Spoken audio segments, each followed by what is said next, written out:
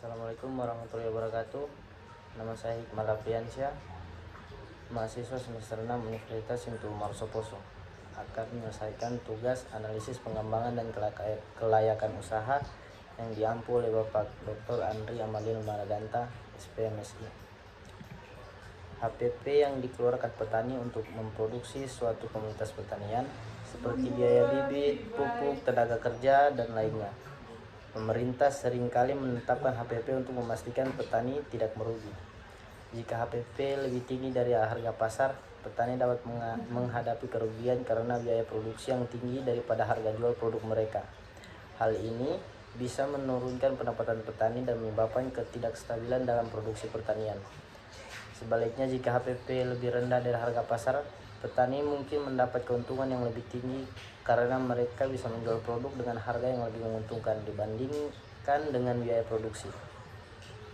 Namun, dalam jangka panjang, jika HPP terlalu rendah bisa menyebabkan kelangkaan produksi karena petani mungkin kurang tertarik untuk bertani. Kebijakan yang baik dalam penentuan HPP bisa memberikan perlindungan terhadap petani dengan memastikan mereka tidak merugi dan mendapatkan insentif untuk terus memproduksi. Yang kedua, harga eceran tertinggi HEAD. HEAD adalah batas harga maksimum yang dapat dibebankan kepada konsumen di pasar untuk suatu barang, yang sering ditetapkan untuk komoditas pangan pokok seperti beras, gula, dan minyak goreng. Jika HET terlalu rendah, harganya ditetapkan oleh pemerintah terlalu rendah, petani mungkin akan kesulitan untuk menutupi biaya produksi mereka karena harga jual produk yang diterima lebih rendah dari yang seharusnya. Dan jika HEAD terlalu tinggi, konsumen akan merasa terbebani dan pemerintah bisa menurun. Ini dapat menyebabkan penurunan penjualan dan dalam jangka panjang mempengaruhi pendapatan petani karena mereka kesulitan untuk menjual produksi mereka. Salah satu contoh kasusnya komoditas beras di Indonesia tahun 2018 sampai 2019.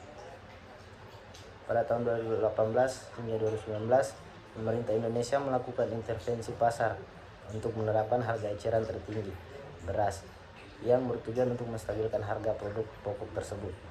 Dalam kasus ini, HEAD beras ditetapkan pada angka yang lebih rendah dibandingkan dengan harga pasar yang berlaku.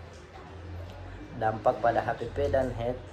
Harga pokok produksi HPP petani padi di berbagai daerah seperti di Jawa dan Sumatera mengalami kenaikan biaya produksi karena harga pupuk dan tenaga kerja yang harus meningkat.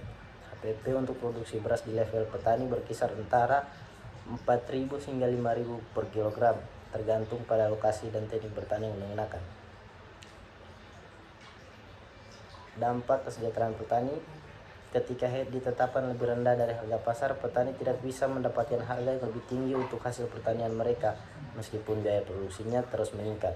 Misalnya dengan HPP yang mencapai 4.500 per kilogram, mereka hanya menjual beras pada HEAD yang lebih rendah. Dampak yang kedua adalah kesulitan bertani.